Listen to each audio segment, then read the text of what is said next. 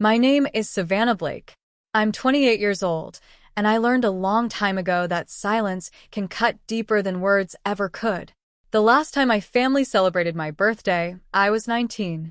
After that, year after year, there was nothing. No texts, no cake, not even a lazy happy birthday scribbled on Facebook.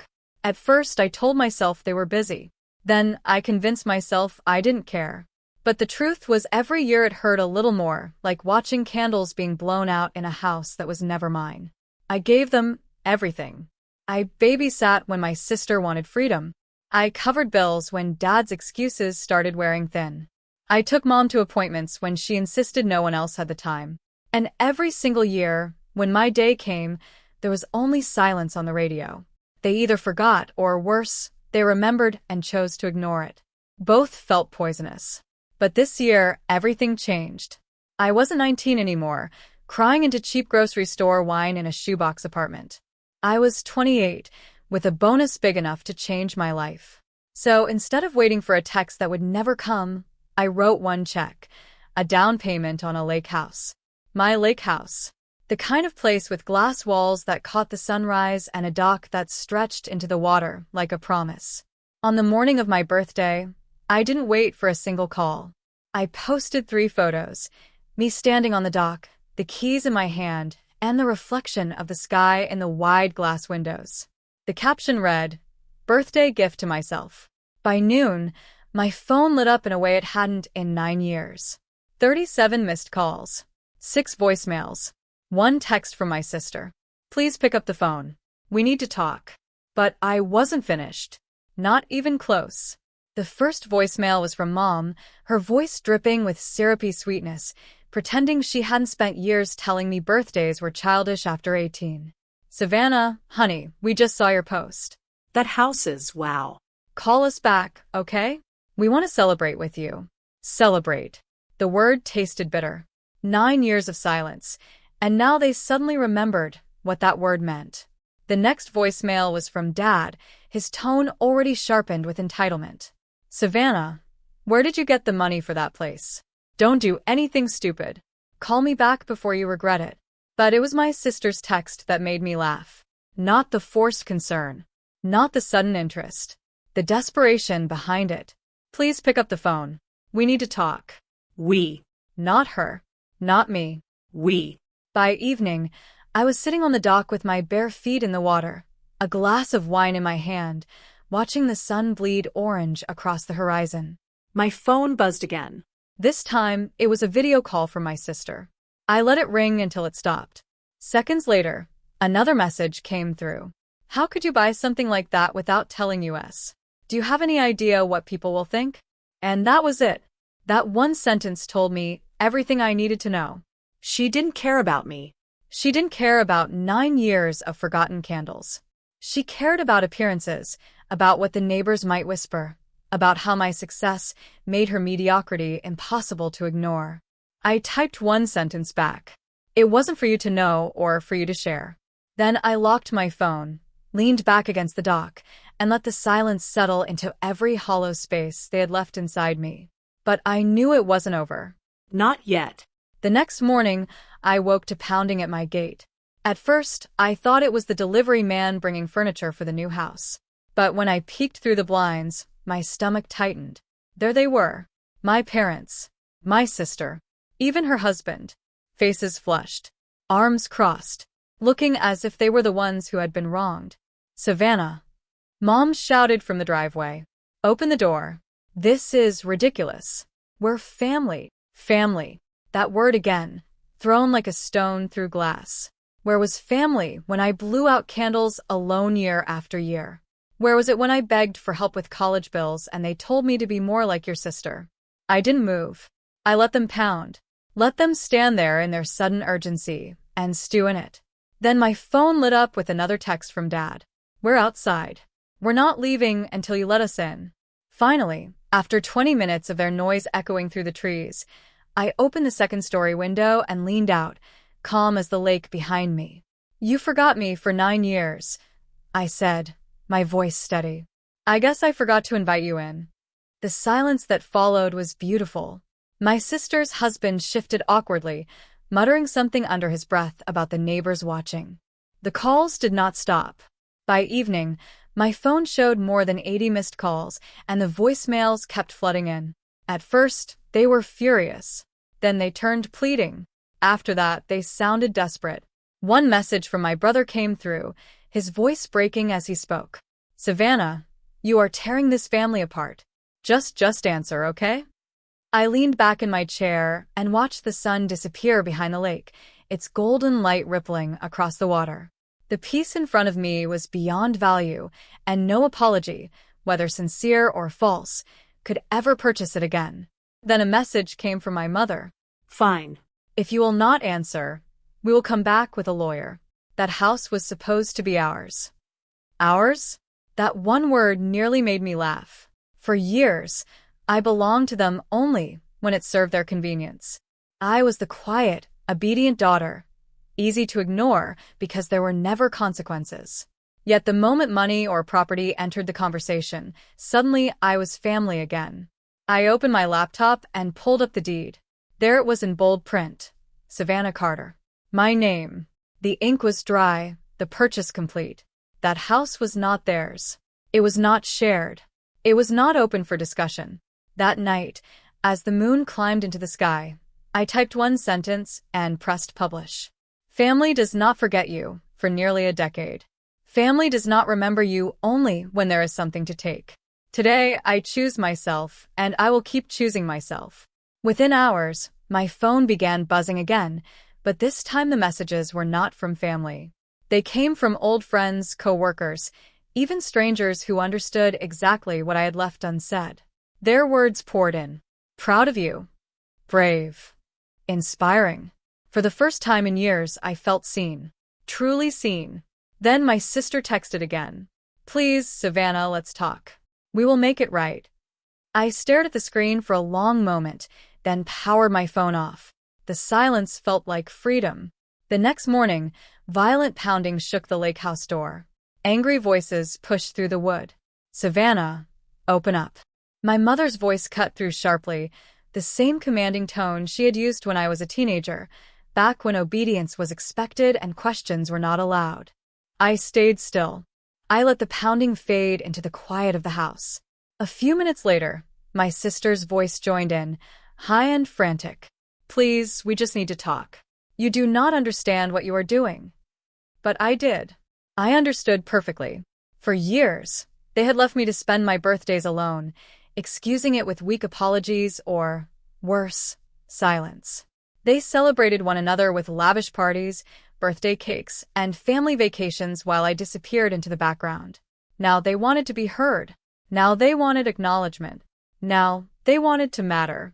Through the glass, I watched them pacing across the porch, their faces red with panic and anger. My brother shouted about family loyalty. My father threatened legal action. My mother cried and insisted they had simply been overwhelmed all those years. I watched it unfold like a performance stage for my benefit. Then, without opening the door, I walked calmly to the garage. I pressed the button, backed out in my car, and drove forward. As I passed them, their heads snapped in my direction. My mother ran toward the car, waving frantically and screaming my name. My sister clutched her phone, dialing someone in a panic. I slowed just enough to lower the window, my voice steady in the cold winter air. You all had 9 years to remember me.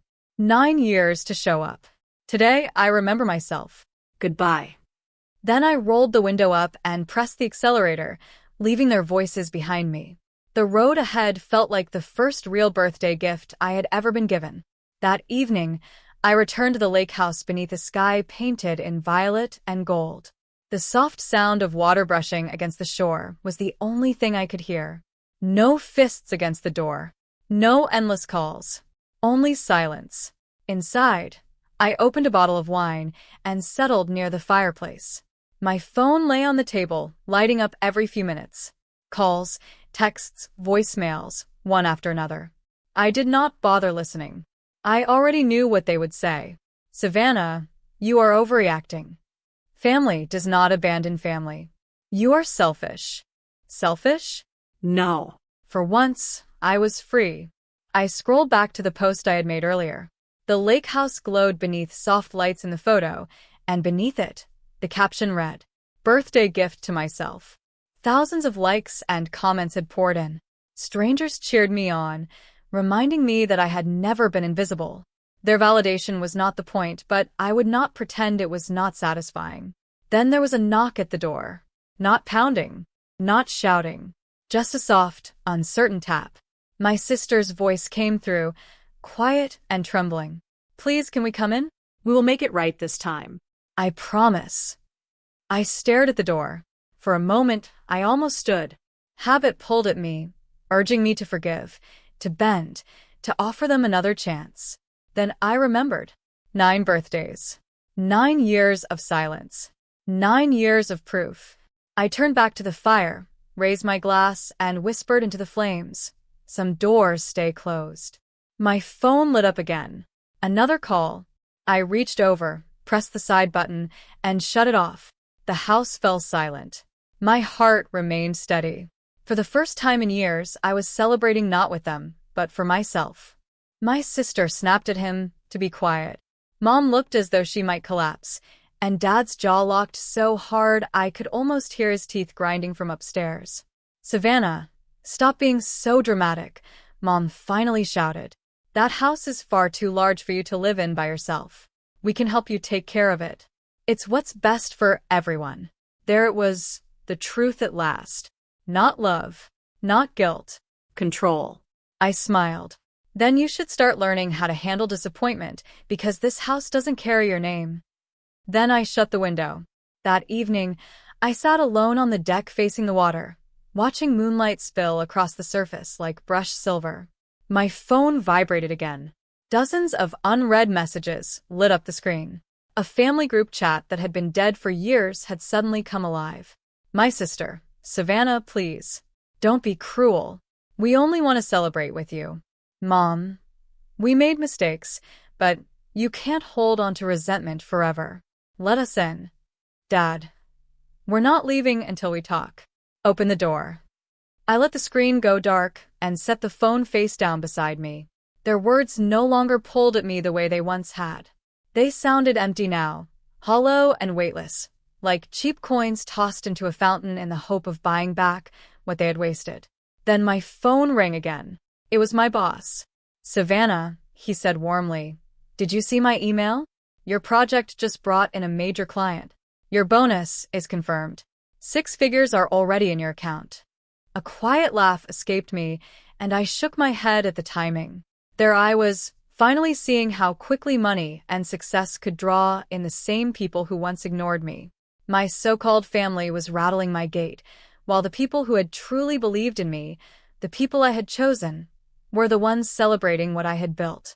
After I ended the call, I went back inside, poured myself a glass of wine, and pulled up the security cameras. There they were, still waiting outside like exiles who had lost the throne they thought was theirs. My sister paced in frustration. Her husband stood off to the side, smoking. My mother leaned toward my father, whispering furiously. For years, I had ached to be accepted by them. Now, I didn't want their approval. I wanted them to feel what absence tasted like. I wanted them to know the cold ache of being shut out. And for the first time, I understood that revenge did not always need to shout. Sometimes it was nothing more than silence and iron gates that never opened. The next morning, I woke to pounding at the lake house gate. On the monitor, I saw my sister gripping a bunch of balloons in one hand and a half-melted cake in the other. Mascara streaked her cheeks. My mother was shouting into the camera, her voice fraying. "Savannah, please. You're humiliating us. The neighbors can see." Neighbors. That word made me smile. For 9 years, I had been invisible, forgotten on birthdays, overlooked at holidays, cropped out of family memories as though I had never belonged. And now their panic had nothing to do with me. It was never about love. It was about appearances, about the image they had spent years polishing, now cracking in public. I took my time making coffee, letting their voices echo outside. Then, at last, I pressed the intercom. My voice came through steady, calm, almost emotionless. "Do you remember my 21st birthday? I waited at home with a cake melting on the counter. No one came. You told me later you had lost track of time. That was the year I stopped believing any of you would ever remember me. Silence. Then I continued. This house, this life, this peace. None of you helped build it. You do not get to share in it. Not now. Not ever. My sister broke first. She burst into tears and slammed her fist against the gate. You're cruel, Savannah. Family forgives. I tilted my head and took a slow sip of coffee. Family doesn't forget your birthday 9 years in a row. Family doesn't appear only when there's money involved. The balloon slipped from her hand and drifted upward into the morning sky. They all stood there motionless, pale and stunned, staring as if they were seeing me clearly for the first time. I didn't scream. I didn't cry. I simply pressed the button, shut off the camera feed, and let silence settle around me like armor. For the first time in my life, I was no longer the one they forgot. I was the one they would never forget.